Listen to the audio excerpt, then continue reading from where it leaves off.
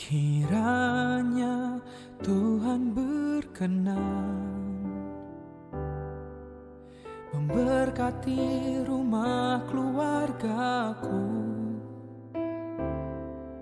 Apa yang telah Tuhan berkati, diberkatilah untuk selamanya. Sebab Tuhan melindungi, Tuhan menyinari dengan wajah-Nya, memberi kasih karunia, damai sejahtera. Tuhan Yesus berkati.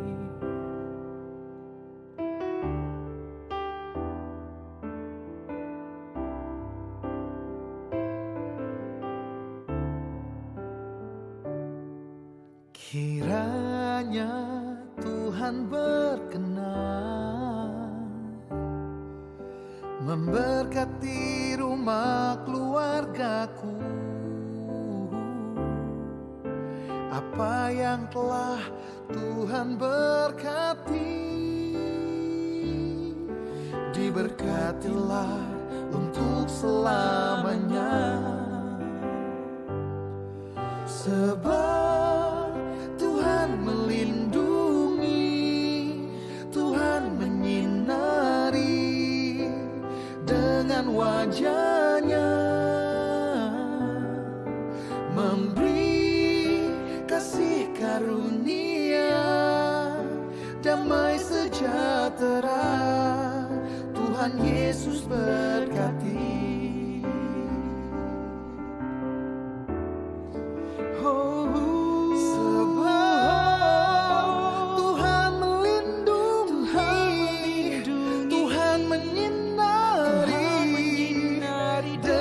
Wajah-Nya, memberi kasih karunia, damai sejahtera. Tuhan Yesus berkati. Memberi kasih karunia, damai sejahtera. Tuhan Yesus berkati.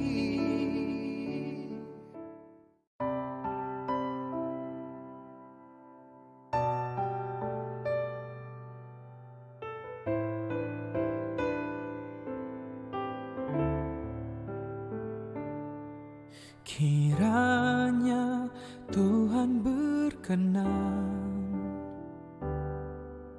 memberkati rumah keluargaku. Apa yang telah Tuhan berkati, diberkatilah untuk selamanya. Sebab Tuhan melindungi, Tuhan. Shalom. Bagaimana kabarnya saudara-saudara? Bagaimana kabarnya?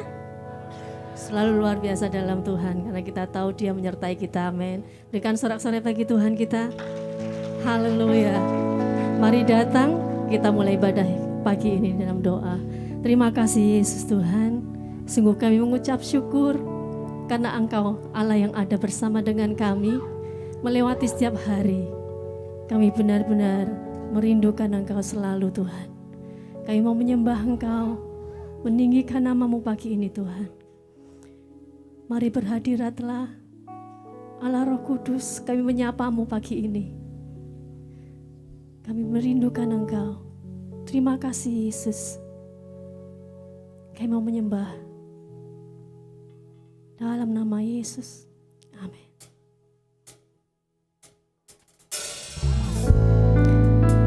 Sungguh kami datang dengan kerinduan, memandang wajah-Mu, menikmati kasih-Mu. Yesus,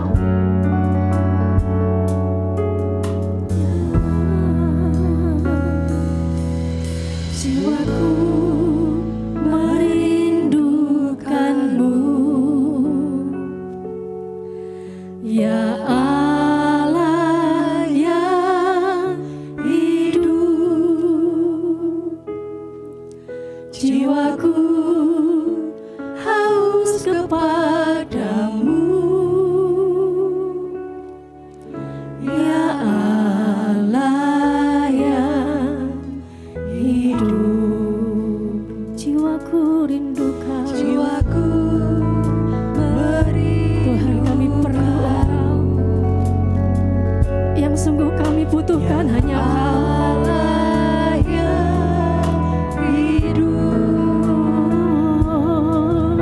Jiwaku haus kepadamu, ya Allah yang hidup. Ku bersyukur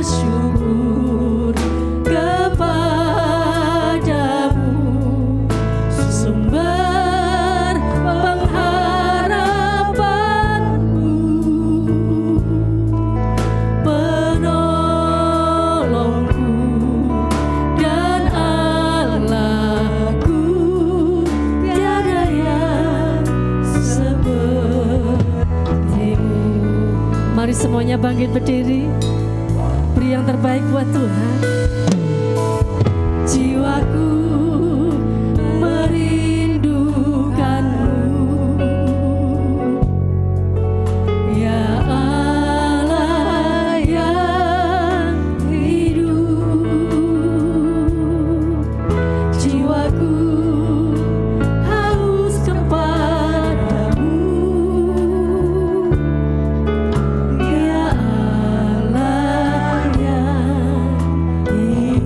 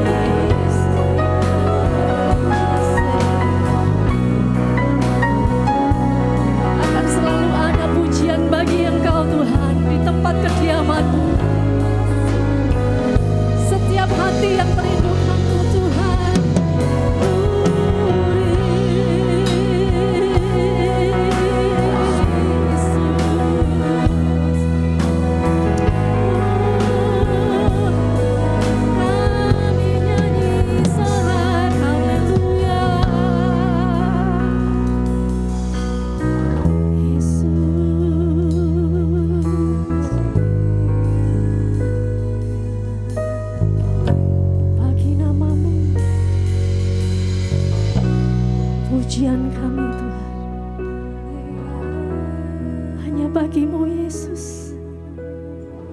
Sembah sujud kami.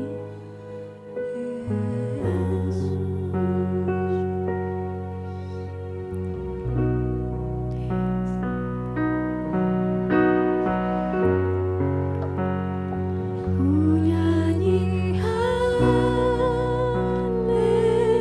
haleluya dengan penuh penghormatan kami Tuhan. Pujian dari setiap hati di tempat ini. Sungguh kau hebat, Allah yang hebat, Allah yang dahsyat. ajaib perkasa Bagimu Tuhan. perbuatanmu. Ku nyanyi haleluya. Ku nyanyi Bersama seluruh malaikatmu Tuhan. Di sini kami menyanyikan Hosana. Kami nyanyi haleluya bagi Kau. Sungguh kau hebat, ajaib perkasa perbuatanmu. Nyanyi haleluya. Ku nyanyi Sorak-sorai bagi Engkau Yesus. Nyanyian syukur dari setiap umat-Mu. Sungguh Kau hebat, ajaib perkasa perbuatanmu.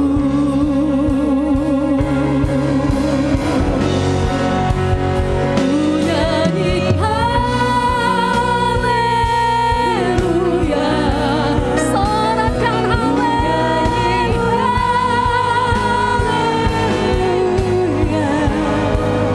Sungguh kau hebat, ajaib perkasa perbuatanmu.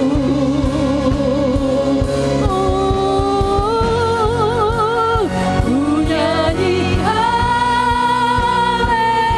haleluya.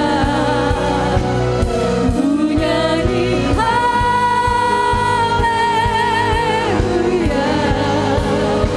Sungguh kau hebat, Biar pujian kami naik di hadapan-Mu Tuhan. Kau yang bertahta atas pujian.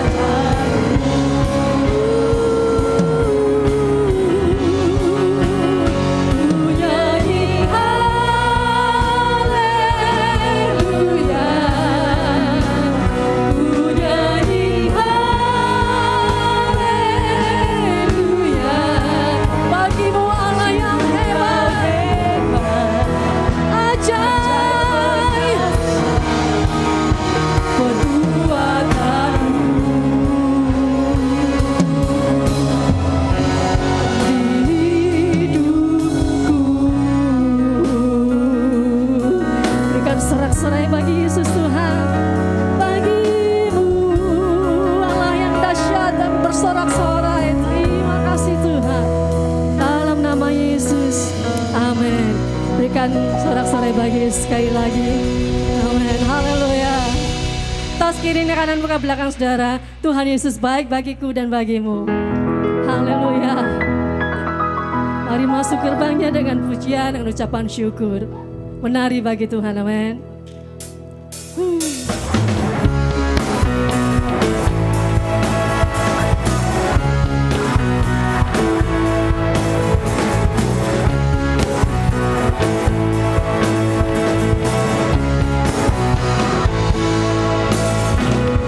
Masuk gerbangnya bersyukur dengan penuh pujian. Mari bersuka. Bersuka di hadiratnya.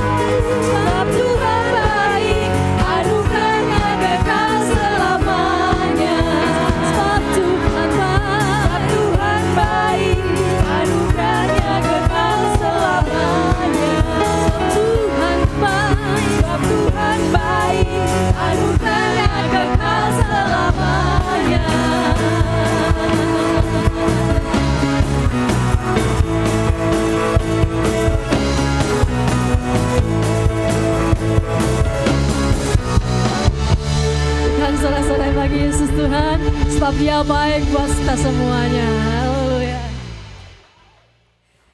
Mari tetap naikkan syukur kita, sebab Dia Allah yang sungguh baik buat kita. Kasih-Nya yang begitu besar, lebih kuat dari dosa.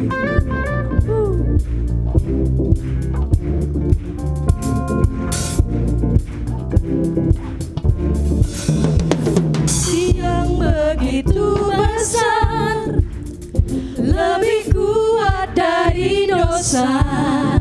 Kasih-Mu yang Kasih yang menemukanku, selamatkan dan pulihkanku. Mari naikkan syukur, Naikkan syukurku, naikkan syukurku. Ku tak akan berhenti memuji, meninggikan nama-Mu selalu, menari, memuliakan-Mu. Dibebaskan, dibangkitkan, hidup yang Kau beri dan kini hanya untukku.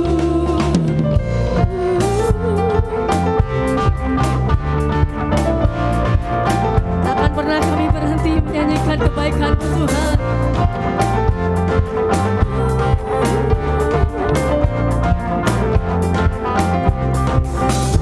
Kasih yang begitu besar, lebih kuat dari dosa.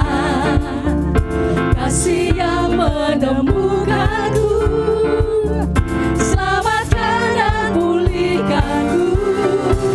Kami naikkan syukur, Naikkan syukurku, ku naikkan syukurku. Ku tak akan berhenti memuji, meninggikan nama-Mu selalu, menari, memuliakan-Mu. Dibebaskan, dibangkitkan, hidup yang Kau beri dan kini hanya untukku. hidup kami hanya bagi-Mu Tuhan, sebab Engkau yang menyelamatkan kami. Sukacita menari hanya bagi-Mu.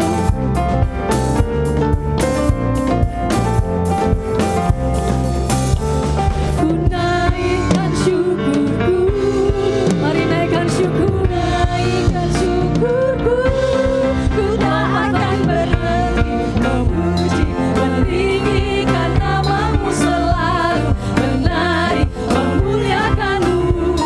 Dibebaskan, dibangkitkan, hidup yang Kau beri dan kini hanya untukku. Hidup yang Kau beri dan kini hanya untukku. Hidup yang Kau beri dan kini hanya untukmu. sorak-sorai yang lebih meriah bagi Yesus Tuhan. Haleluya. Terima kasih Yesus Tuhan. Silakan duduk kembali. Amin. Kita akan beri persembahan untuk misi. Mari berkati kegiatan gereja kita dengan keuangan kita.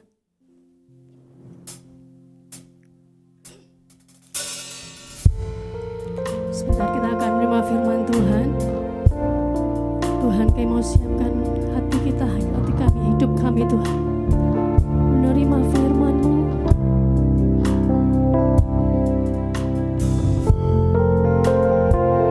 Kami datang Tuhan bersama seluruh keluarga kami.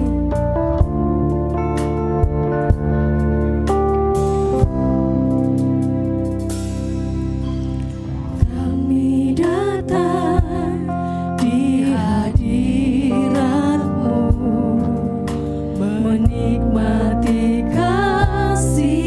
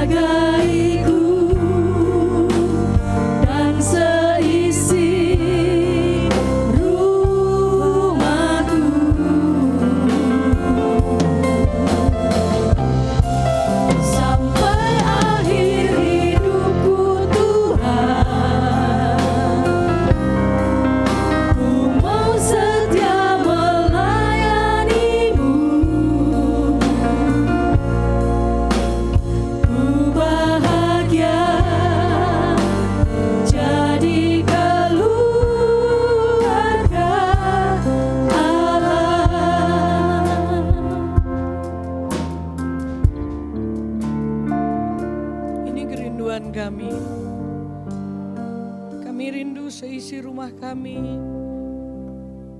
mengasihi-Mu, melayani-Mu. Dan hanya Engkau Tuhan Yesus yang memampukannya. Karena kekuatan kami terbatas.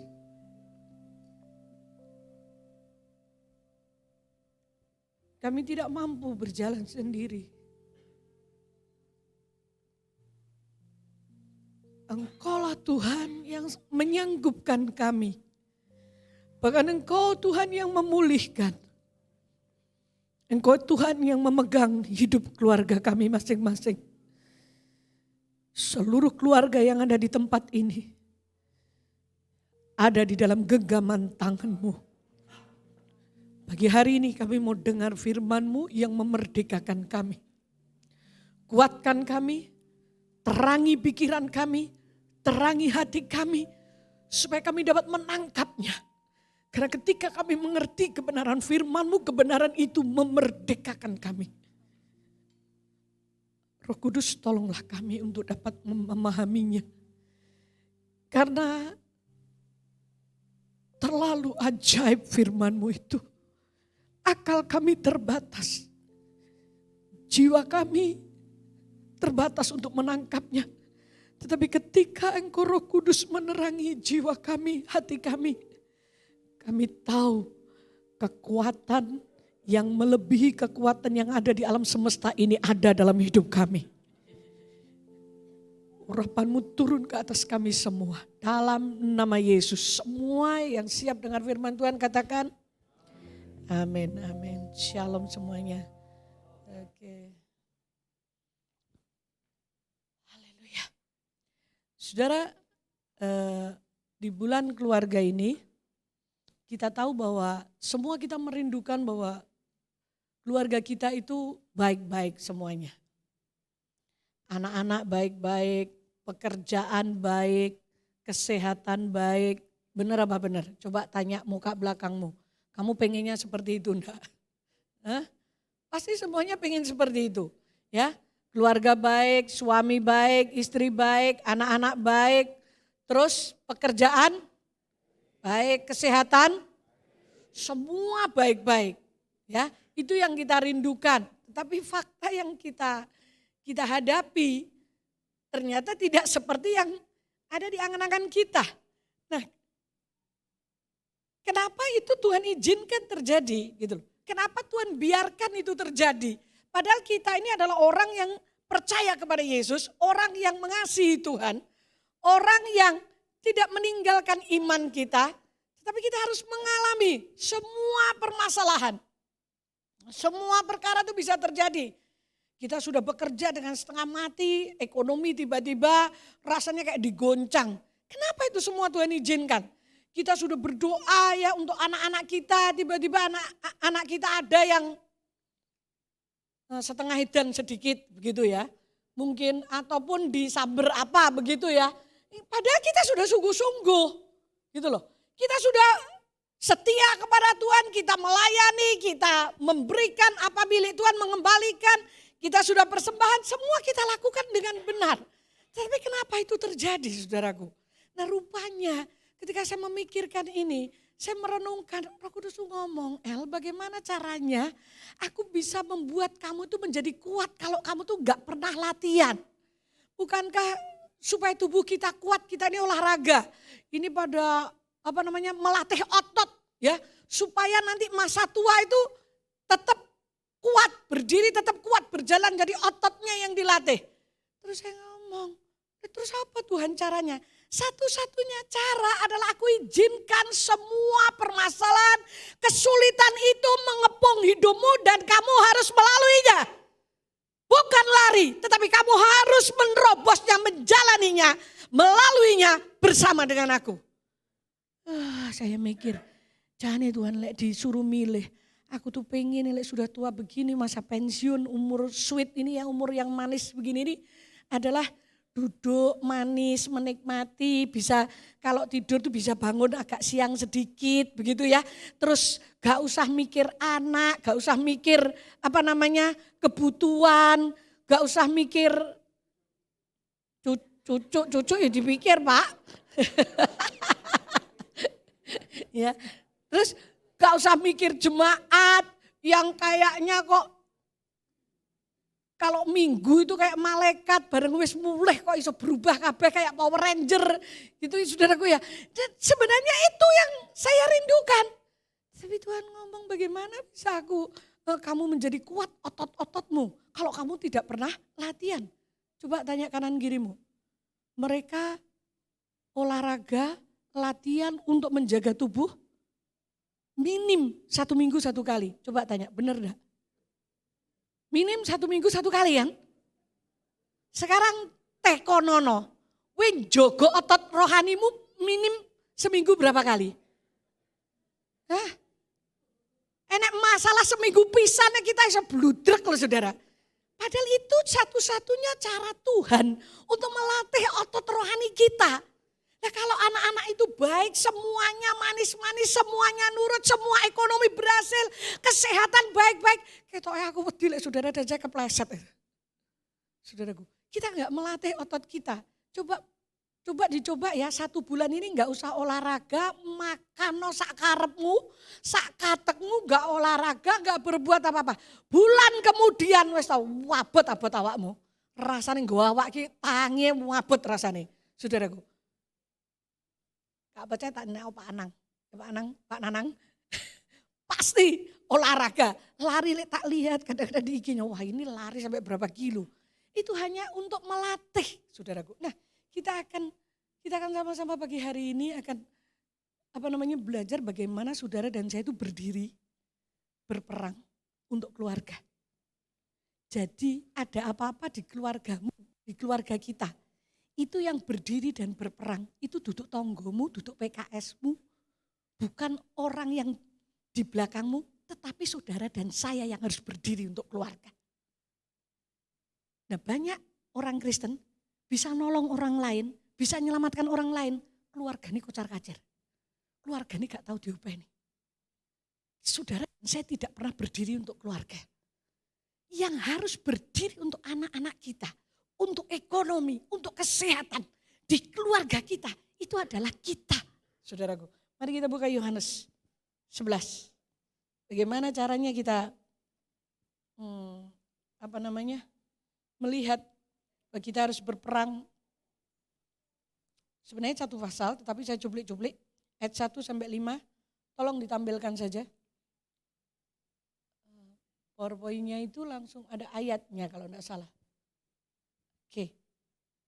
Ya, kita baca bersama-sama, saya ayat ganjil, saudara ayat genap 1 sampai 5 saja. Ada seorang yang sedang sakit namanya Lazarus dari Betania, kampung Maria dan saudaranya Marta.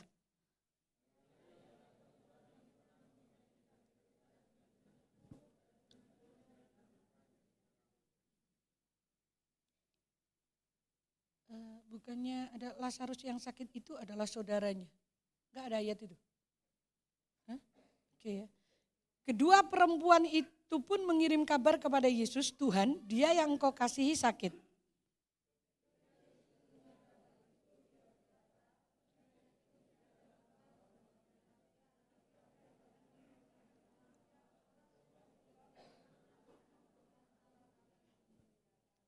Yesus mengasihi Marta dan saudaranya serta Lazarus. Nah ini rupanya, ini bersaudara 3 orang ini. Saudara perhatikan baik-baik. Ya, ayat 1 ada seorang yang sedang sakit namanya Lazarus. Nah yang saya merah itu, ia tinggal di Betania, kampung Maria dan adiknya. Maria ialah, ini kepotong-potong. Ialah perempuan yang pernah meminyaki kaki Tuhan dengan minyak mur dan menyekanya dengan rambutnya. Perhatikan ya. Dan Lazarus yang sakit itu adalah saudaranya. Jadi ini keluarga. Kedua perempuan itu mengirim kabar kepada Yesus, Tuhan dia yang kau kasih sakit. Ketika Yesus mendengar kabar itu, ia berkata penyakit itu tidak akan membawa kematian tetapi menyatakan kemuliaan Allah, sebab oleh penyakit itu anak Allah akan dimuliakan. Yesus memang mengasihi Marta dan kakaknya dan Lazarus. Perhatikan baik-baik di ayat yang kelima, 5 ayat ini. Ini ada satu kasus di mana Lazarus sakit, Dan rupanya keluarga ini adalah keluarga yang dikasihi Tuhan. Kenapa mereka itu dikasihi Tuhan? Apakah persembahan mereka banyak? Apakah mereka orang kaya? Kenapa ayat itu berkata bahwa Yesus memang mengasihi Marta, kakaknya dan Lazarus? Kenapa dituliskan? Kalau Alkitab berkata seperti ini berarti ada sesuatu. Nah, hal pertama yang saudara dan saya harus tahu. Supaya saudara dan saya bisa berdiri berperang. Karena saudara harus tahu bahwa kita ini adalah orang yang dikasihi Yesus. Tuhan Yesus mengasihi saudara dan saya. Nah, kita tahunya dari mana? Oh ya, Tuhan mengasihi saya percaya itu karena saya diselamatkan. Well, kita semua dikasih. Tapi ini ada spesifik saudaraku. Di antara murid-muridnya, di antara orang-orang itu, jelas Alkitab menuliskan. Tuhan Yesus itu mengasihi Marta, Maria, dan Lazarus. Rupanya ketika saya memikirkan ini, kenapa sih kok hati Tuhan itu tertambat kepada mereka bertiga? Karena mereka ini rupanya adalah orang-orang yang selalu memberi respon yang benar kepada Tuhan. Jadi di dalam ayat 3, lihat ya saudaraku, Lazarus sakit sudah nemen. Yang Maria, Marta, utusan untuk kirim kabar. Biasanya kalau saudara ini tentang sakit yang sudah hampir antara mati dan hidup. Terus kirim kabarnya ke Tuhan. Kenapa kok ditulis? Ini alamat yang benar dia kirim kabar. Kalau saudara dan saya mempunyai masalah yang antara mati dan hidup. Entah itu sakit fisik, entah itu dompetmu sakit, entah itu pekerjaanmu sakit, entah itu anakmu sakit. Siapa yang saudara kirimi kabar? Saya tanya. Harusnya Tuhan Yesus. Kirim kabar, utusan. Nah, biasanya kalau orang sudah kepepet, sudah antara hidup dan mati itu. Yang diingat-ingat adalah kekuatannya sendiri. Bagaimana caranya dia berjuang, bagaimana dia. Ya kalau bisa, kalau mati ternyata mati Lazarus. Saudaraku. Tapi rupanya Maria Marta ini adalah orang yang merespon benar. Jadi sebenarnya bukan soal benar atau salah, tetapi respon kita ini loh saudaraku. Tidak ada keluarga yang tidak pernah buat salah. Ada enggak keluarga yang enggak pernah buat salah? Apalagi anak-anak. Ada enggak anak yang enggak pernah buat salah? Semanis apapun anakmu, kalau saudara tidak pernah mendapati dia berbuat salah, mesti berbuat salah di belakang saudara. Enggak mungkin enggak, saya enggak percaya. Kalau di depan kita itu kayaknya sempurna 100%. Enggak percaya saudara. Pasti dia berbuat salah yang ditutupi di luar kita. Orang tua, dengar baik-baik ya, enggak ada keluarga yang 100% sempurna tidak pernah berbuat salah. Pasti sembunyi-sembunyi mereka. Responnya itu benar saudara, kirim kabarnya ke Tuhan Yesus. Dan aneh ya, Maria itu memberikan yang terbaik kepada Tuhan. Makanya kenapa sih kok hatinya Tuhan itu tertarik kepada mereka, mengasihi mereka. Karena Maria memberi yang terbaik, dia tuh punya tabungan. Dan tabungannya berupa minyak narwastu. Narwastu itu ketika saya membeli minyak narwastu yang 80% bukan 100% murni minyak narwastu itu 50 mili waktu itu harganya sudah $60 itu 20 tahun yang lalu. Kalau sekarang mungkin ya $100 itu 50 mili. Sedangkan minyak yang dipecahkan untuk Tuhan mengurapi Tuhan Yesus di dalam Yohanes itu setengah kati. Setengah kati itu kalau enggak salah 1 liter lebih. Coba saudara pikirkan itu tabungan. Orang Yahudi tabungannya bukan duit. Tapi di hal-hal seperti ini minyak yang benar-benar dikhususkan saudara. Narwastu itu. Untuk merempah-rempah. Kalau ada keluarga yang meninggal maka mereka sudah menyiapkan. Ini dirempah-rempah baunya harum sekali. Itu 20 tahun saya masih punya itu narwastu. Masih ada saudaraku dan memang awet sekali itu cuma 80%. Kalau yang murni seperti Maria punya itu lebih mahal saudaraku. Diperkirakan harganya sekitar mungkin 60 juta kalau sekarang. 60 juta lebih. Coba pikirkan saudaraku. Ngopo sampai Yudas tuh ngomong waktu itu. Ini pemborosan buang-buang. Kenapa kok enggak dijual saja dan uangnya diberikan kepada orang miskin. Yudas ngomong begitu. Tetapi Maria tahu dia hanya bisa memberi ini kepada Tuhan. Seperti janda miskin yang datang ke bait Allah. Dan dia membawa 2 peser keping uang yang dimasukkan ke dalam persembahan. Bukan besar sedikitnya persembahan. Kalau saudara dan saya mau tahu tentang Alkitab. Menilai persembahan seseorang. Bukan jumlah. Tapi Tuhan selalu berbicara tentang persentase. Ya kalau orang berkatnya 1 triliun dia kasih ke gereja 100 juta, 10 juta, 100 juta gak ada apa-apanya. Tapi janda miskin yang hidupnya cuma punya 2 peser. Dan dia masuk ke gereja, ke bait Allah. Dan dia memberikan itu seluruh hidupnya untuk ke bait Allah. Beda saudara. Maria juga seperti itu. Makanya hati Tuhan kenapa sih tertambat kepada mereka itu.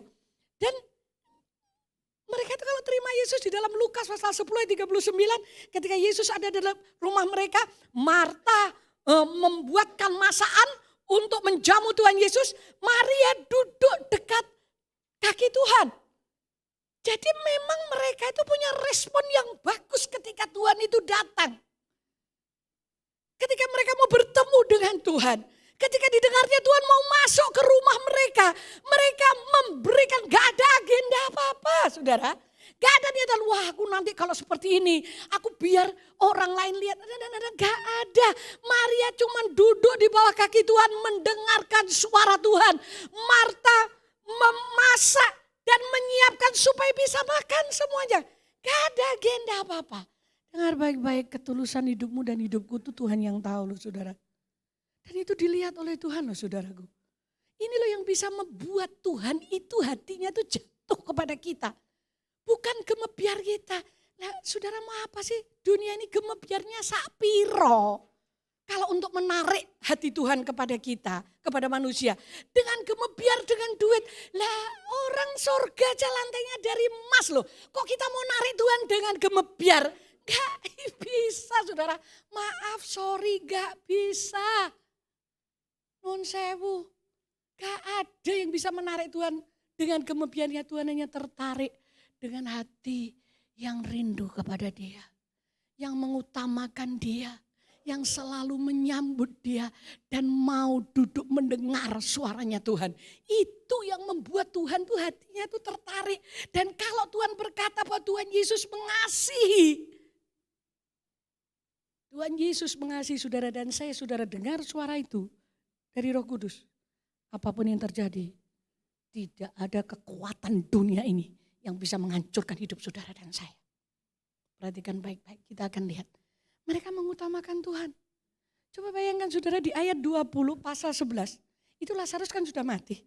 Di tengah-tengah keseripahan, ketika Marta mendengar bahwa Yesus datang, kan Tuhan Yesus dikasih tahu. Terus Tuhan Yesus tuh sengaja menunda 2 hari. Loh itu loh caranya Tuhan saudara. Ya itu suka-sukanya Tuhan. Tuhan sudah ngomong bahwa kematian itu tidak akan menghancurkan. Tapi kematian itu justru akan membawa kemuliaan nama Tuhan. Kadang kita kan berpikir bahwa apa yang kita hadapi yang membuat saudara dan saya hancur. Yang membuat rumah tangga istilahnya mungkin pola anak kita, ekonomi kita yang hancur. Kita berpikir bahwa itu akan menghancurkan saudara dan saya. Selama saudara dan saya percaya kepada Tuhan, mengutamakan Tuhan. Saya yakin semua yang terjadi dalam hidup kita akan memuliakan nama Tuhan.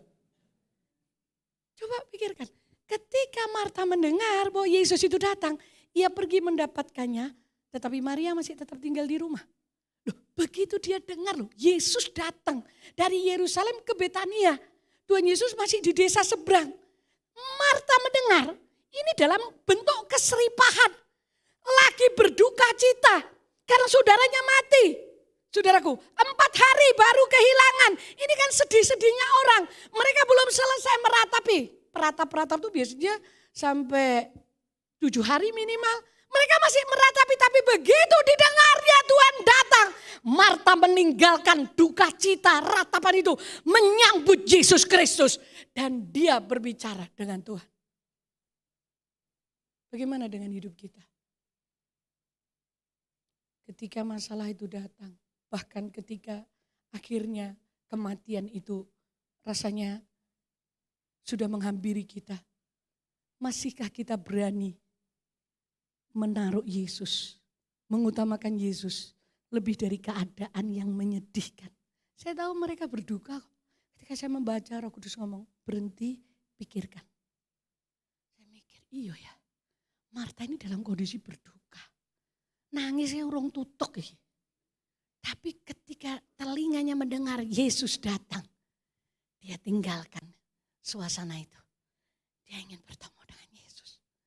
Berapa banyak orang Kristen yang ketika mengalami masalah itu senengane tinggal diam di dalam rasa masalah itu. Sehingga akhirnya tidak bisa melihat Yesus seutuhnya. Dan rasa itu menguasai diri kita. Akhirnya itu membuat kita frustasi dan akhirnya membuat kita rasanya tidak bisa berbuat apa-apa. Coba pikirkan Marta, dia tinggalkan keadaannya itu. Dia tinggalkan suasana hati yang begitu gundah gulana. Yang diam, saudara ini saudara laki-laki. Kalau di budaya orang Israel, laki-laki itu ya seharusnya itu budaya kita juga ya. Laki-laki itu adalah tonggak keluarga, penghasil keuangan. Orang yang bekerja keras semua tanggung jawabnya kepada laki-laki. Jadi kalau di gereja ini ada laki-laki yang malas gak kerja, pakai rok, gak usah pakai celana. Ya, malas gak kerja laki-laki terus gak menghidupi istrinya ya bukan harus kaya. Enggak. Pakai rok, ganti ya. Dan istrimu suruh pakai celana panjang, potong pendek. Begitu saudaraku. Itu tumpuan keluarga loh mereka. Dan ini mati, tinggal 2 orang perempuan. Perempuan tuh kalau di Yahudi kan gak dihitung, gak ditulis dulu di zaman perjanjian lama. Gak dapat hitungan. Saudara baca aja di kitab Ayub. Ya, anaknya Ayub yang perempuan hanya mendapatkan warisan dari saudara-saudaranya laki yang memberikan. Tapi untuk warisan dari Ayub enggak. Ya, itu masih terjadi di Bali juga begitu. Kalau anak laki dapat warisan, perempuan keluar. Ini begitu aja. Saudara. Itu masih terjadi. Nah ini mereka kehilangan sosok yang menghasilkan duit. Wah itu kayak gak ada harapan. Tapi begitu didengarnya Tuhan datang, Marta meninggalkan kesedihannya. Halo. Ketika didengarnya besok itu hari Minggu waktunya ibadah, seluruh jemaat El Shaddai dengan sukacita datang kepada ibadah, meninggalkan sedihnya, meninggalkan kesibukannya hanya untuk bertemu dengan Tuhan. Ketika saudara dan saya bersikap seperti itu, maka kita akan berjumpa Tuhan. Masalahnya kita tuh gak mempunyai sikap yang seperti itu, kurang. Ya timbangannya lah aku raneng gereja aku dibesuki Pak Bambang aku nyugui telo, wah kalong gulaku serepot nih Pak Bambang apa jenenge ngomong kok ndak datang anuan wis timbangannya ngono aku tak teko ning gereja turune bengi Sabtu ndelok bal-balan sampai jam 2 tangine gedandapan klambi ora disetrika wis karena lencuk kabeh njipuk klambi sing ndek wingi sepatu ya wis saeneke pokoke kabeh lali sonan saudaraku karena gendadapan biayaan. Bukankah kita jarang untuk mempersiapkan? Saudara kalau mau jagung manten saya tanya apalagi wanita yang mau jagung manten. Ada yang kira-kira kurang 10 menit apalagi itu di gedung saudara baru mandi terus 10 menit pakai baju langsung berangkat. Nah, di depan kaca. Seret. Oh kekandelen dikurangi lagi ini lagi. 1 jam sendiri. Dipersiapkan. Tapi bagaimana dengan saudara dan saya ketika kita mau bertemu Tuhan? Sebenarnya itu yang membuat Tuhan Yesus itu mengasihi, tertarik. Saudara, ya next berikutnya, yuk jangan terlalu lama. Nah, mereka tidak kehilangan iman. Sekalipun Lazarus mati loh. Tuhan gak menolong langsung loh ketika dengar berita. Tuhan gak menolong langsung ketika saudara dan saya berdoa dan berpuasa 40 hari terus dijawab oleh Tuhan. Enggak, kadang-kala diizinkan Tuhan gak dijawab. Kenapa kok bertahun-tahun kemarin kita dengar kesaksiannya dari 2 minggu yang lalu dari Bu Sri. 18 tahun dia berdoa untuk anaknya yang kena narkoba. 18 tahun. Wile anak ngoek sampai lulus SMA. Coba saudara. Kira-kira membuat saudara dan saya stres apa enggak itu? Kalau seperti itu. Marta tidak kehilangan iman itu. Perhatikan baik-baik, ayat 22 sampai tetapi sekarang ini kan ketika sudah berjumpa dengan Tuhan Yesus. Ya, tapi sekarang aku tahu bahwa Allah akan memberikan kepadamu, ini perkataan Marta kepada Yesus, segala sesuatu yang kau minta kepadanya. Kata Yesus kepada Marta, saudaramu akan bangkit. Mulai kata Marta kita baca bersama-sama, 2, 3. Kata Marta kepadanya, aku tahu bahwa ia akan bangkit pada waktu orang-orang bangkit pada akhir zaman. Jawab Yesus, akulah kebangkitan dan hidup. Barang siapa percaya kepadaku, ia akan hidup walaupun ia sudah mati. Dan setiap orang yang hidup dan yang percaya kepadaku tidak akan mati selama-lamanya. Percayakah engkau akan hal ini? Jawab Marta, ya Tuhan, aku percaya bahwa engkaulah Mesias, Anak Allah, Dia yang akan datang ke dalam dunia. Ini pernyataan iman. Ya Tuhan, aku percaya bahwa Engkau adalah Mesias. Engkau Tuhan yang sanggup menyembuhkan. Engkau Tuhan yang sanggup menolong. Tapi Maria belum ngerti. Next berikutnya. Nah, saudara, ini yang dipercayai oleh tradisi orang Yahudi menurut mereka. Kematian seseorang. Saudara ingat Tuhan Yesus membangkitkan anak yang mau dimakamkan oleh janda di tengah jalan itu, orang Nain itu loh. Itu baru mati sehari. Makanya dibangkitkan. Waktu itu dibangkitkan. Dan yang terjadi sebelumnya kebangkitan itu adalah di bawah 4 hari. Sedangkan menurut tradisi atau kepercayaan orang Yahudi, Lazarus itu sudah mati sudah 3 hari. Artinya menurut kepercayaan orang Yahudi, ini sebenarnya 4 hari kan. 3 hari orang mati itu jiwa orang tersebut masih mendampingi orang mati tersebut. Makanya ketika Yesus membangkitkan anak muda itu, ya orang-orang Farisi ngomong dia memang jiwanya masih ada di situ kok. Ya mudah, Tuhan membangkitkan bisa saja. Terus hari keempat tubuh mulai membusuk. Nah ketika tubuh membusuk, jiwa itu gak bisa jadi satu terus. Jiwa itu jalan ke tempat penantian yang namanya Sheol. Ya itu tempat penantian orang mati. Jadi kalau sudah 4 hari mati, itu jiwanya sudah gak ada di situ. Kalau untuk membangkitkan orang yang sudah 4 hari dan sudah mulai busuk, tanpa diformalin loh ya. Ini bagi mereka itu mustahil. Karena udah busuk. Tetapi Marta tidak kehilangan iman. Dia tetap berkata, aku percaya bahwa engkau adalah Mesias, Anak Allah yang hidup. Dia tetap ada imannya. Kalau saudara dan saya mau berdiri dan berperang, kita nggak bisa kehilangan iman. Sekalipun itu sudah membusuk permasalahan kita. Sekalipun orang lain berkata masalahmu tuh gak mungkin akan teratasi. Gak mungkin bisa pulih. Gak mungkin anakmu bisa baik.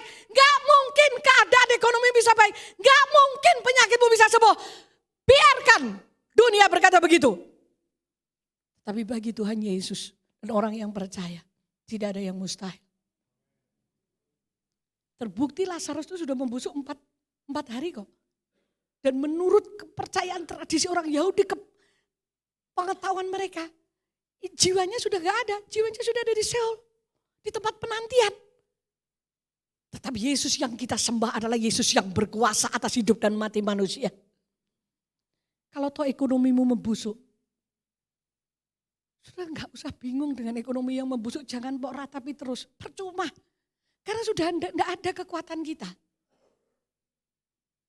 Memang kadang-kadang Tuhan sengaja loh.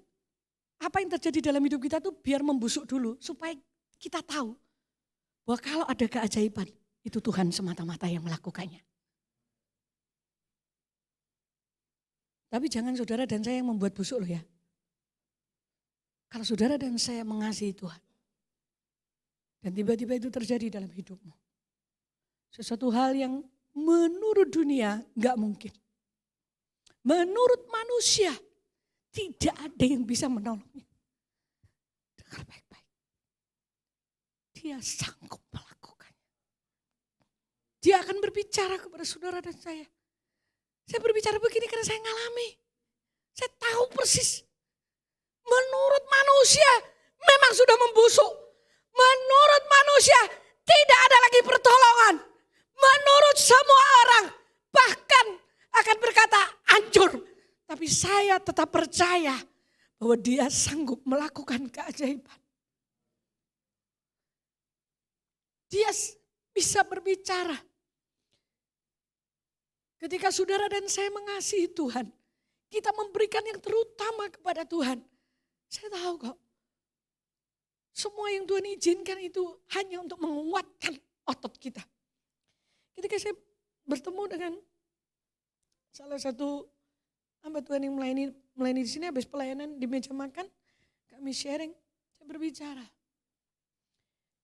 Aku ngerti ya Pak, karena sudah akrab dan dia lebih muda, kadang-kadang saya nguku.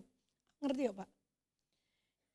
Ini cuma seri yang harus aku tunggu. Dia kaget. Tenang Bu. Bu Ella iso percaya toh, bahwa ini cuma seri yang Bu Ella nantikan. Dan akan menunggu endingnya. Iyo. Ketika dia mau pulang dia berkata, gak masuk akalku Bu. Gak masuk akalku.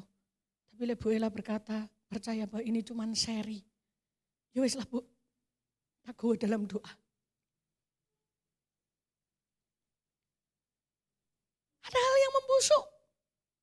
Ada hal yang mungkin orang lain berkata gak mungkin. Tapi saya tetap percaya bahwa saya sedang menyembah dan melayani Tuhan yang hidup. Tuhan yang tidak pernah gagal. Dia sudah mati di atas kayu salib. Dan saya tidak akan kehilangan iman. Saya tetap berkata, Engkau adalah Tuhan yang sanggup memulihkan. Memulihkan kesehatan kita. Memulihkan ekonomi kita. Memulihkan keluarga kita. Memulihkan anak-anak kita. Cuman Tuhan mencari siapa yang mau berdiri untuk mereka. Dia mencari orang-orang yang berani berdiri. Dan mengasihi Tuhan dan tidak kehilangan iman. Ketika kematian itu melanda hidup kita. Kadang-kadang Tuhan izinkan itu terjadi. Tetapi ketahuilah bahwa Tuhan tidak pernah membiarkan saudara dan saya sendiri. Lebih banyak saya mempertajam pendengaran saya akan Tuhan. Jadi dikatakan bahwa memang hari keempat tubuh itu membusuk. Tetapi Marta tidak pernah kehilangan iman. Next berikutnya sekarang. Yang ketiga. Untuk supaya saudara dan saya bisa berdiri. Ini tentang Maria sujud di kaki Yesus di ayat 32. Saudara mari kita baca bersama-sama. 2, 3. Setibanya Maria di tempat Yesus berada dan melihat dia. Tersungkurlah dia di depan kakinya dan berkata kepadanya. Tuhan sekiranya engkau ada di sini. Saudaraku pasti tidak akan mati. Marta tadi juga mengatakan seperti itu. Kalau saudara membaca ayat 22 sampai 27, sekiranya engkau ada di sini maka saudaraku tidak akan mati. Sama kita pun saya tahu bahwa kita pun akan berkata begitu. Tuhan seandainya engkau menolong pada waktu itu, enggak mungkin aku keblegong kayak gini. Enggak mungkin Tuhan aku ruwet ekonomiku kayak gini. Tuhan seandainya pada waktu aku berdoa puasa 40 hari itu, Tuhan menjawabnya, enggak mungkin Tuhan anakku akan lepas, anakku kocar-kacir. Tuhan aku tahu seandainya engkau ada waktu itu, seandainya engkau menjawab waktu itu, maka ini tidak akan terjadi. Marta berbicara seperti itu, Maria juga. Dan Tuhan dikatakan ayat di bawahnya 33, 34. Tuhan Yesus itu menangis loh. 2 yang saya tahu. Tuhan Yesus menangisi Yerusalem. Dan dia air matanya keluar. Ketika melihat Maria berbicara. Nah apa yang bisa membuat Tuhan itu sampai mengeluarkan air mata? Loh lihat sebelahmu nangis. Habis kulino itu. Iya Pak ya? Iya Pak Timur. Bu nangis, terus bolak-balik ngerti burung. Dan dianggapnya biasa.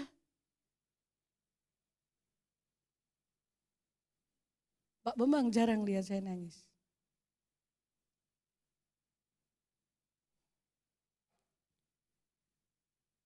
Kita menangis sudah biasa. Tapi kalau sampai Yesus nangis keluarkan air mata. Enggak mungkin kalau enggak ada sesuatu yang istilahnya ngubrak-ngabrik hatinya Tuhan. Kamu tak kasih tahu, saudara dan saya berdiri berperang itu bukan untuk memerangi, itu kuasa-kuasa kegelapan, nah, itu peperangan Tuhan aja. Berdiri berperang, obra abri enat ini Tuhan. Maka dia akan berperang ganti saudara dan saya. Ini loh, bagaimana kita ngobrak-ngabrik hati ini Tuhan. Istilahnya kayak ngilik-gidik, remet-remet hatinya Tuhan untuk membuat sampai Tuhan itu benar-benar jatuh hati. Ketika saya memikirkan ini, saya berkata, aduh Tuhan, terima kasih. Next.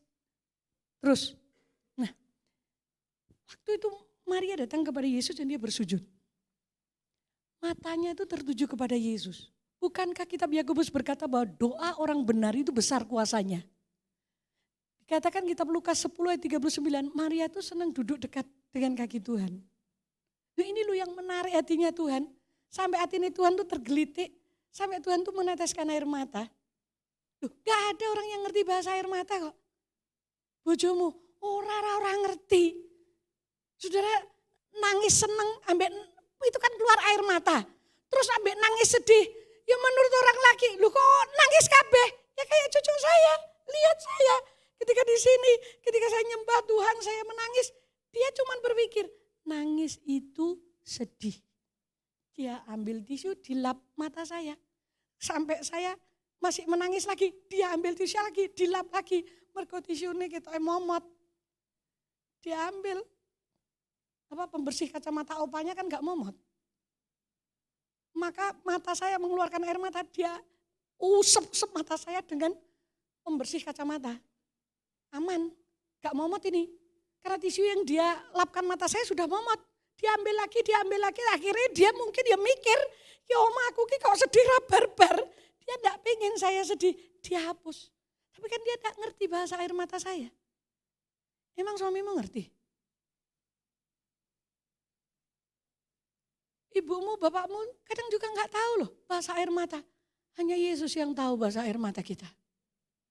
Dia tahu, makanya ketika Maria sujud datang, deprok di situ dan hanya memandang Yesus. Itu kalau di dalam bahasa aslinya saya membacanya sampai saya minta teman saya, tolong ke sak KB ayat 38 kirim noneng aku. Saya bilang gitu, ya punya teman dokter teologi buat apa kalau enggak buat gitu.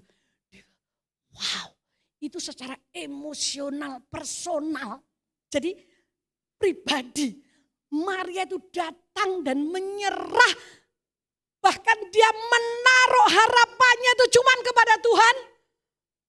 Memberikan seluruhnya, matanya hanya tertuju kepada Tuhan. Dikatakan Mazmur 123 itu, ini nyanyian syarah. Kepadamu aku melayangkan mataku ya Tuhan, yang bersemayam di surga. Lihat seperti mata para hamba laki-laki memandang kepada tangan tuanya. Seperti mata hamba perempuan memandang kepada tangan nyonyanya. Demikianlah mata kita memandang Tuhan, Allah kita, sampai ia mengasihani kita. Dan seterusnya. Ini loh yang diharapkan Tuhan. Kita memandang Tuhan itu seperti kita tuh mengharapkan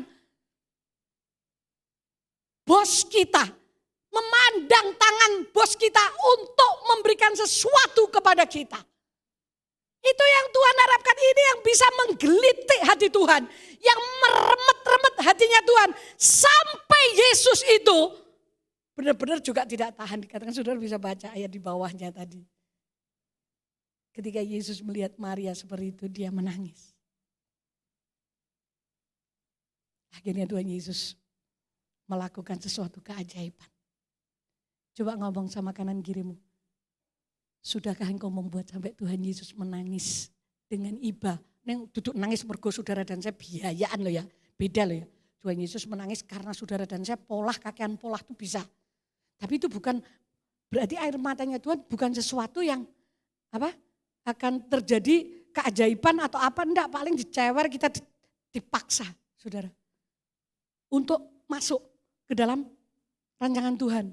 Itu beda. Ketika saudara dan saya bisa membuat Tuhan Yesus menangis, wow saudaraku. Nah, dikatakan sekiranya engkau ada, ya ini, bukankah ini terjadi dalam hidup kita Tuhan? Seandainya loh Tuhan, seandainya. Kata berkata sekiranya engkau ada itu berarti sebenarnya menunjukkan ketidakpahaman, ketidakmengertian manusia itu akan rencana Allah. Karena Tuhan sudah ngomong dari awal bahwa kematian Lazarus itu akan memuliakan nama Tuhan. Nah, tetapi manusia kan terbatas. Pikiran kita terbatas. Ketika masalah itu terjadi, yang ada dalam pikiran kita, blind, mati, waduh kingko piye, aku kudu piye, wah iki kudu gini, kok gini. Ya, itu kita manusia. Tetapi kita harus sadar bahwa Tuhan punya rancangan di balik semua yang sedang terjadi di dalam hidup saudara dan saya.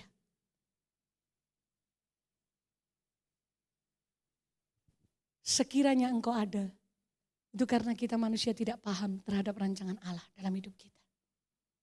Perhatikan baik-baik, itu jatuh tersungkur itu ekspresi rasa hormat dan penyerahan. Saudara, iman sejati tidak pernah lepas dari masalah. Bukan berarti saudara lepas dari masalah.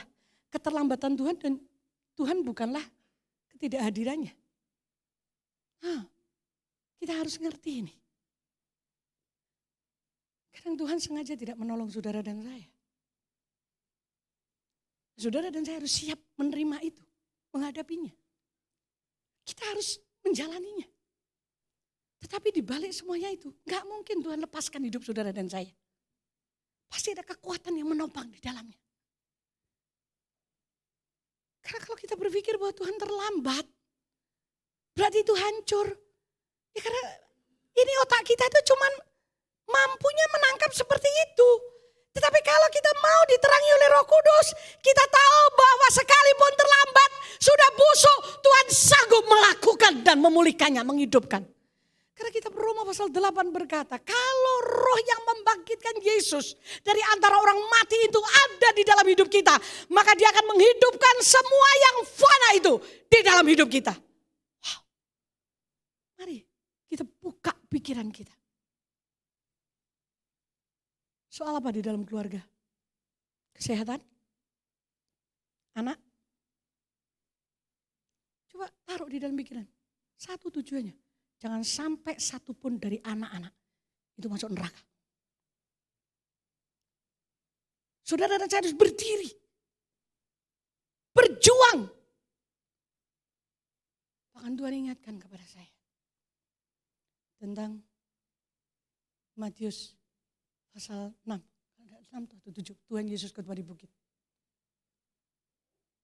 Beranikah saudara berdoa? Ini tentang keselamatan jiwa untuk anak-anakmu. Yang melenceng dari Tuhan, keluar dari Tuhan. Berdoa, bersujud seperti Maria. Keluarkan air matamu di situ.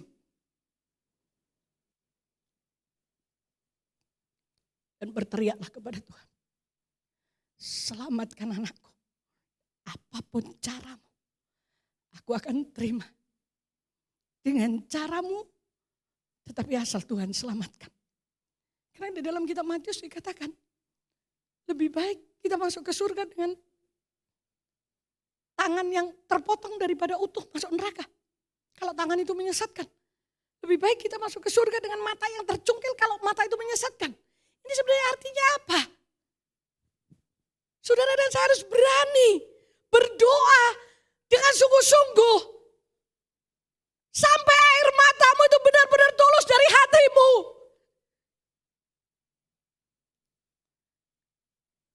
Dan engkau berani berkata, apapun caramu, selamatkan dia. Berarti kita memberikan itu hak kepada Tuhan. Karena neraka itu gak layak, saudaraku, untuk manusia. Tangisi keluargamu. Tangisi bapak ibumu. Biar dengan cara Tuhan. Saya bicara seperti ini karena saya berada di tengah-tengah. Harus menangis. Saya harus datang kepada Tuhan. Apakah ini caramu Tuhan untuk menyelamatkan anak-anak? Kalau itu caramu, ya aku menerimanya. Tapi tolong aku untuk bisa menerimanya. Saya tahu Tuhan tetap bekerja. Tuhan tetap bergerak. Tuhan pasti menyelamatkan. Tuhan melindungi. Dan ketika saya harus berbicara, Sempat anak saya berkata, aneh ya, aku gak mudeng jalani Tuhan. Tapi ya wis lah, tak jalani. Wah, itu bagi saya itu anugerah yang besar, saudaraku. Ketika saya melihat anak-anak seperti itu. Gak masuk akal. Ketika saya di pesawat, Tuhan bicara kepada saya. Kalau kamu saja berdiri, kamu berikan hidupmu, waktumu, tenagamu, seluruh hidupmu untuk anak-anakmu. Masakan aku tidak melakukan itu lebih daripada kamu? Duh, saya kaget saudara di pesawat itu. Kayak ditampar muka saya. Saya nangis. Sepanjang perjalanan itu saya berkata, ampuni aku Tuhan. Ampuni aku. Aku percaya tapi ampun aku yang kurang percaya. Saya berkata kepada Tuhan saya. Dia adalah Allah yang peduli. Dia Tuhan yang mengerti bahasa tetesan air mata. Dan dia punya jalan seribu cara untuk menyelamatkan keluarga kita. Saya sampaikan ini supaya para orang tua berdiri untuk anak-anaknya. Ngomong kepada Tuhan. Sangking saudaraku. Nemene ketika kita datang sujud kepada Tuhan, Tuhan mesti beri pernyataan. 1 tahun yang lalu itu. Ketika saya benar-benar dalam kondisi yang gak bisa diomong dengan perkataan. Sampai Tuhan tuh berbicara kepada Sinwa sore hari. Ketika saya sedang khotbah, Tuhan bicara kepada salah satu jemaat. Kamu perhatikan dia, itu air matanya sangat dalam. Perhatikan, tunjuk kepada saya, nama saya disebut. Perhatikan, hambaku itu. Air matanya begitu dalam. Dan aku mengerti. Saya kaget saudaraku. Tidak ada yang tahu tentang bahasa air mata. Kecuali Yesus Kristus. 2 orang Tuhan berikan, 2 jemaat memberikan peneguhan itu. Saya berkata, ya Tuhan terima kasih Engkau tahu bahasa tetesan air mataku. Dan dia memampukan, dia menguatkan. Kalau toh itu sudah mati 4 hari dan berbau, jangan putus harap. Karena Tuhan melakukan keajaiban yang belum pernah terjadi. Itu Tuhan kita. Hanya tolong toh, please saudaraku, rontok no hatine Tuhan. Dengan jatuh tersungkur, dengan berdoa.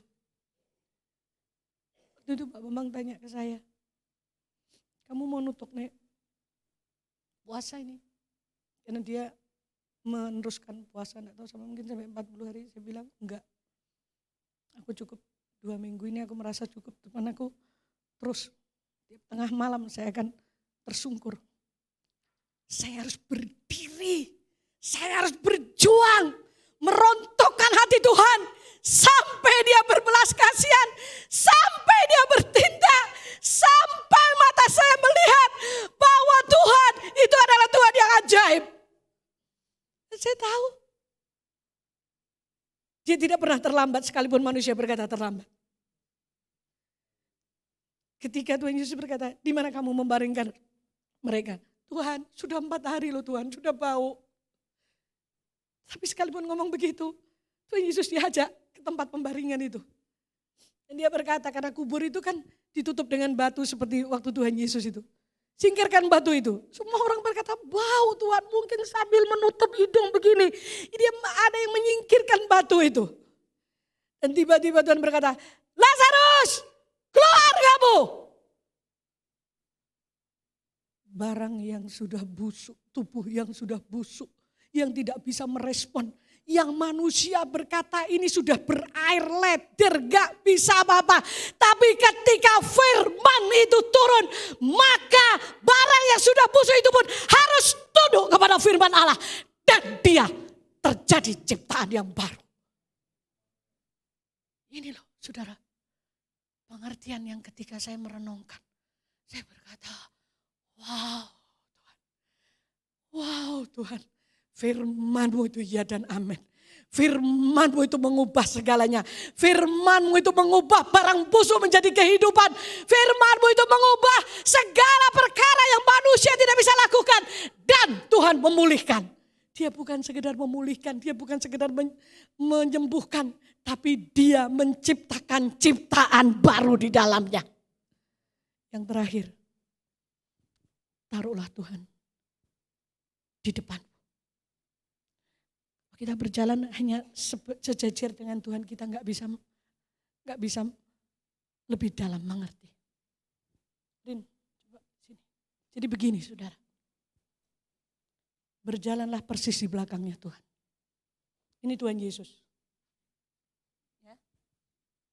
Dia berjalan, saya kalau berjalan di belakangnya, saya mengikuti dia. Dia kiri, saya belok. Dia nganan, saya juga ikut nganan. Saya berjalan di belakang. Oke. Dan tahukah saudara di belakang ini, di belakangnya bukan Rini ya. Ini punggungnya Tuhan Yesus itu ada apa? Luka, bilur, bekas cambukan, daging yang robek. Ketika kita berjalan menatap punggung Tuhan Yesus, di situ kita tahu ada kesembuhan, ada pemulihan, ada pertolongan, ada keajaiban, ada semua yang aku butuhkan di punggung Tuhan Yesus. Kalau saudara berjalan di belakangnya, saya percaya hidupmu dan hidupku akan pulih, saudara. Karena kita melihat punggungnya, kita mengikutinya. Dan di sini bukan punggung yang mulus, tapi bekas cambukan, bilur-bilur ada di sini, kesembuhan ada di sini, pertolongan ada di sini, pemulihan ada di punggungnya. Bahkan mujizat seluruh kelemahan kita ditanggungnya di dalam tubuh Yesus Kristus. Itulah sebabnya saya menginginkan seluruh jemaat berjalan untuk menatap mata ini kepada Yesus, di punggung Yesus. Maka saudara dan saya akan kuat menjalani hidup ini. Dan saya yakin hidup kita adalah hidup yang sudah ditentukan berkemenangan. Saya nggak tahu apa yang saudara alami. Tapi yang saya tahu bahwa Yesus yang sudah memberikan hidupnya kepada kita itu sepenuhnya 100% untuk hidup saudara dan saya.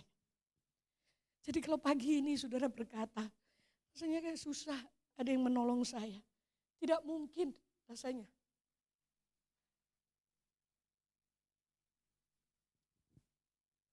Ada pertolongan.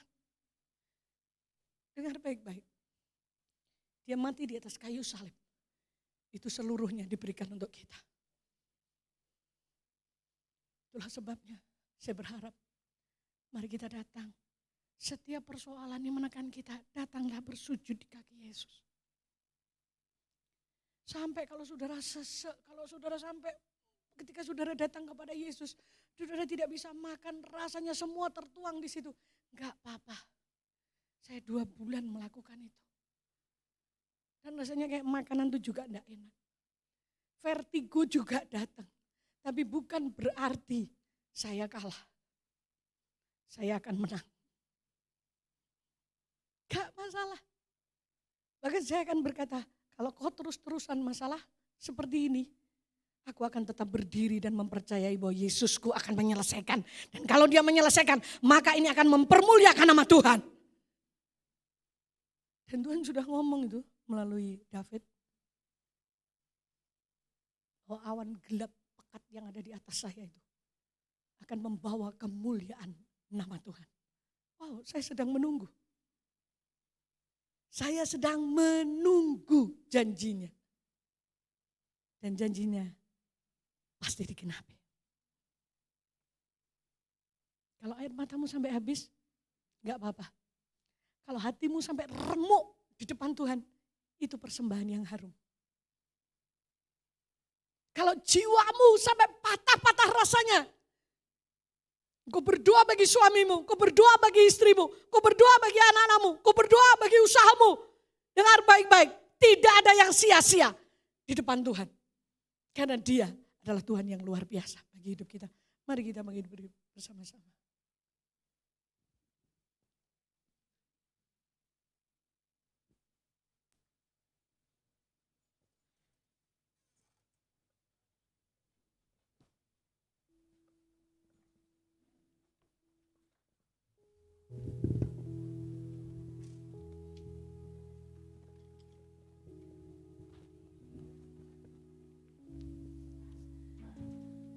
Berapa banyak saudara yang mengalami masalah dan rasanya kayak Tuhan tidak ada seorang pun yang bisa menolong lagi, ataupun ya saudara sudah berusaha setengah mati, kita berusaha, tapi kayaknya mungkin itu di luar kemampuan kita, karena ada hal-hal yang di luar kemampuan kita. Engkau berdoa bagi pasanganmu semakin edian, ya. Engkau berdoa bagi anakmu semakin menjauh. Ayo ganti caranya. Buat Tuhan itu mengasihi kita. Responmu harus benar. Jangan kehilangan iman. Dan datang kepada dia dengan, bahkan mungkin wajah kita itu sampai kita tiarap di depan Tuhan. Tidak ada lagi harga diri di depan Tuhan. Tidak ada lagi sesuatu yang kita pertahankan sampai kita berkata, Tuhan, Engkau segalanya. Tidak ada yang bisa melakukannya kecuali Engkau. Ketika saudara sampai batas itu, saya percaya bahwa Tuhan tidak pernah melepaskan. Dia akan berbicara. Kalau toh sampai sekarang Tuhan belum menjawabnya dengan baik-baik, bahwa Dia punya waktu yang tepat untuk menolong kita.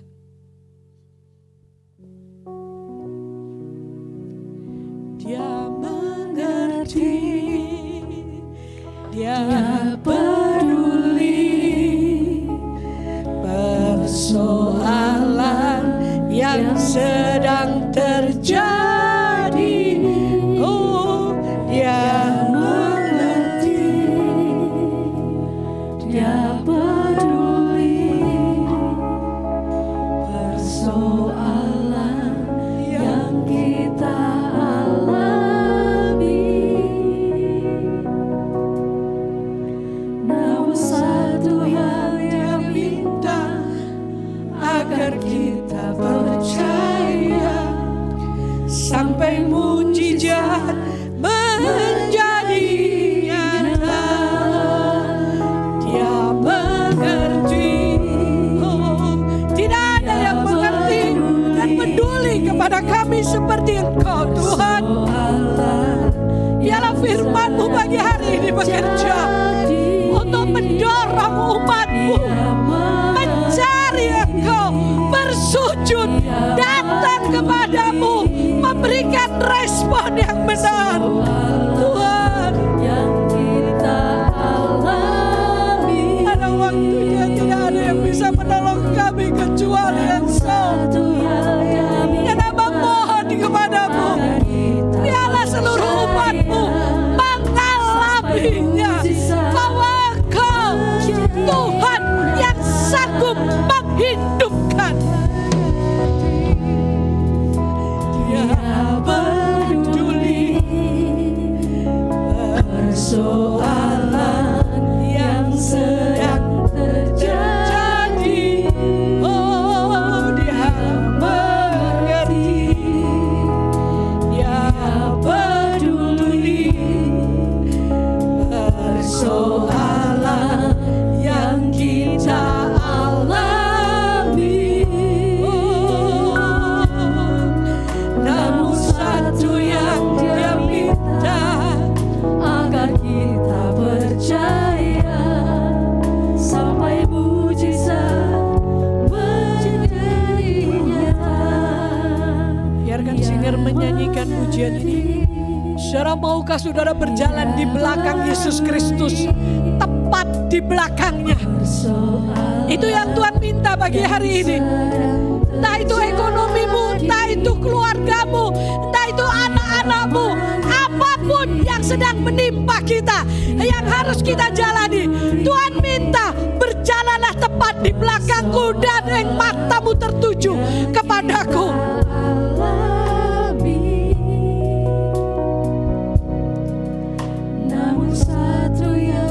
Supaya kita tepat melakukan apa yang Tuhan katakan. Tengadahkan tanganmu kepada Tuhan bagi saudara yang berkata, aku memang harus berjalan di belakang Tuhan. Supaya aku melihat punggungnya yang penuh dengan luka, yang penuh dengan keajaiban yang diberikan untukku. Sehingga imanku tetap bertahan dan aku tetap berdiri. Abah ya Bapa, lihatlah setiap tangan yang ditengadahkan kepadamu. Tuhan, Ajarkan kepada kami untuk mengerti. Ingatkan kepada kami Roh Kudus, betapa Engkau sudah melakukan di kayu salib itu seutuhnya bagi kami. Dan ketika kau lihat setiap tangan yang ditengadahkan kepadamu, Roh Kudus tolonglah kami, untuk kami bisa memandang, untuk kami tepat berada di belakangmu, untuk kami tepat mempercayainya bahwa Engkau sudah menyelesaikan di atas kayu salib. Hanya kami harus menjalani ini, sehingga kami tahu kami sedang mengikut Tuhan yang hidup, Tuhan yang besar, Tuhan yang tidak pernah terlambat menolong kami. Sekalipun dunia berkata terlambat, tetapi bagimu hal yang sudah membusuk pun Engkau sanggup melakukan keajaiban Tuhan. Tolong umat-Mu, pegang tangan kami, jangan Kau lepaskan, terutama mereka yang berdiri bagi keluarga dan ekonomi, kesehatan. Tuhan, di dalam nama Yesus ya Aba, firman-Mu termeteraikan, firman-Mu mengubahkan, firman-Mu menghidupkan. Pertolongan-Mu turun atas kami tepat pada waktunya. Dan Engkau akan memberikan kekuatan kepada kami untuk kami tidak kehilangan iman kami.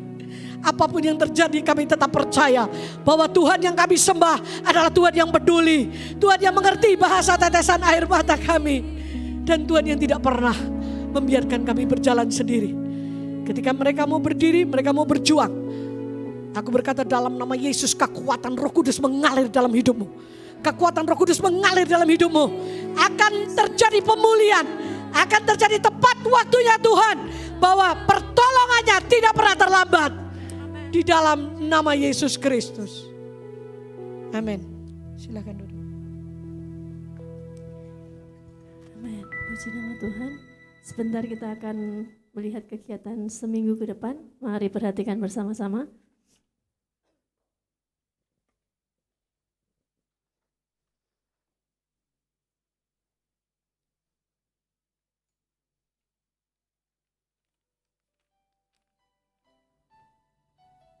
Shalom Jemaat GOPL Sada yang diberkati Tuhan. Berikut kita akan menyimak pengumuman gereja untuk 1 minggu ke depan. Mari antusias untuk mengikuti Komsel. Bagi yang belum bergabung dalam Komsel, silakan menghubungi Sakom.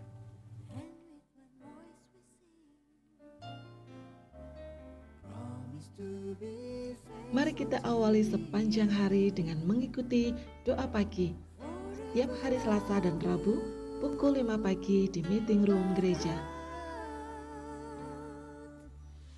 Menara doa setiap hari Senin sampai Jumat pukul 6 sore di meeting room gereja.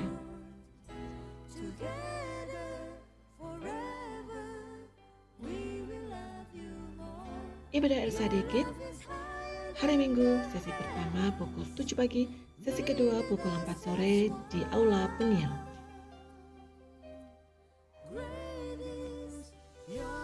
Mari kaum muda dan remaja, rasakan hadirat Tuhan dalam ibadah El Shaddai Youth hari Sabtu pukul 6:30 malam di Aula Peniel.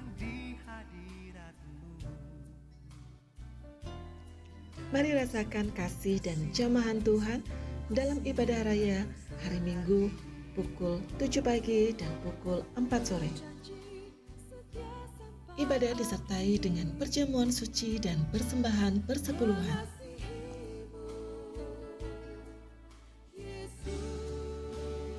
Baptisan air akan diadakan tanggal 6 November. Bagi Bapak Ibu Jemaat yang mau dibaptis, silakan untuk menghubungi staf gereja.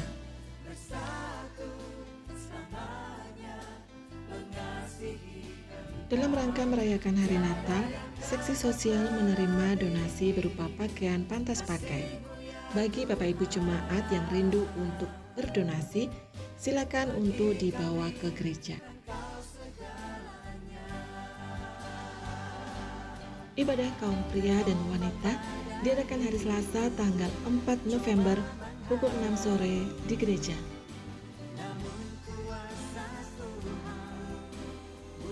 Demikian pengumuman gereja untuk minggu ini. Selamat hari Minggu, Tuhan Yesus memberkati. Bapak Ibu Saudara, kita akan melihat persembahan Natal ya sampai hari ini. Nah tadi Bapak Ibu Saudara sudah nerima amplop untuk bulan November ya.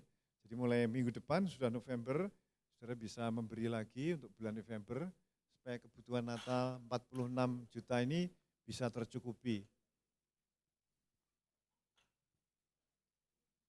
Saudara yang belum terima amplop untuk bulan November bisa menghubungi Asher ya, Bu Indang dan kawan-kawan. Kita lihat sampai minggu ini persembahan Natal ada,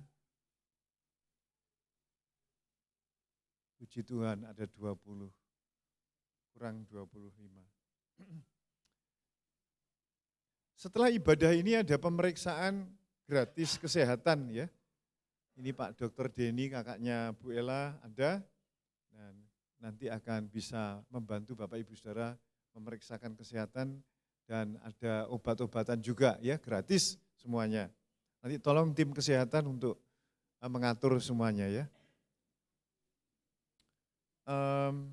Ya, saya kira itu pengumuman. Ada yang sakit, Mita anaknya Ibu Yeni ya, sedang sakit, dan kita nanti akan berdoa. Mungkin ada juga beberapa jemaat lagi yang sakit. Apakah ada yang baru pertama kali ini hadir di gereja ini, angkat tangannya? Ini kayaknya Valentino nih ya, baru pertama ini ya. Bisa angkat tangan, bisa berdiri? Valentino? Ya ini anaknya Pak Sandy ya. Oke, yang lain lagi ada? Kalau tidak ada, mari kita bagi berdiri saudara, kita akan tutup di dalam doa.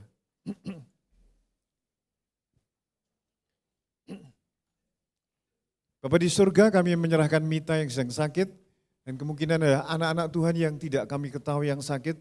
Tuhan melawat mereka satu persatu. Doa kami di gereja ini bersama-sama kami naikkan kepada Tuhan. Agar mujizat kesembuhan, kesehatan, kekuatan yang baru ada pada mereka semuanya. Terima kasih Tuhan Yesus. Mari kita angkat persembahan kita saudaraku. Bapa di surga, kami mengerti bahwa Engkau memberkati kami bukan untuk kami sendiri saja, tetapi untuk melancarkan pelayanan pekerjaan Tuhan di tempat ini. Terima kasih Tuhan, Kau menguduskan persembahan ini dan berkat-Mu tercurah kepada anak-anak-Mu semuanya. Mari kita mengangkat kedua tangan kita, saudaraku. Bapak Ibu Saudara dikasihi oleh Tuhan, pulanglah ke rumahmu masing-masing dengan membawa pesan seperti Tuhan mengasihi keluarga Lazarus, Marta dan Maria. Keluargamu juga dikasihi oleh Tuhan. Betapapun kondisinya, betapapun saudara sedang terpuruk atau saudara sedang dalam pergumulan, berita kasih Kristus kepada keluargamu, masukkan di hatimu dan percaya Tuhan sedang campur tangan di dalam keluargamu. Di dalam nama Tuhan Yesus, berkat Allah Bapa, kasihnya Tuhan Yesus dan Roh Kudus menyertai engkau sampai Dia datang kembali. Dalam nama Tuhan Yesus, amin. Amin. Ku terima berkat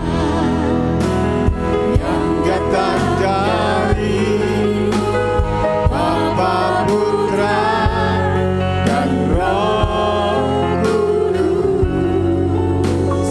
Apapun yang ku sentuh, ku kerjakan dibuatnya berhasil. Sinar wajah-Mu yang menerangi, menjaga dan menuntun hidupku, damai dan penyertaan-Mu penuhiku. Damai dan penyertaan-Mu. Mari kita angkat tangan kita.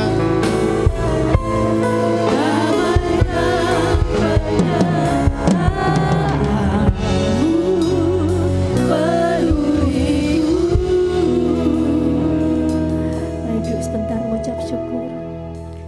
Bapak bersyukur buat ibadah pagi ini, kami menikmati kehadiran-Mu, firman-Mu yang selalu menguatkan kami Tuhan. Dalam nama Tuhan Yesus kami bersyukur. Amin. Selamat pulang, Tuhan Yesus memberkati. Selamat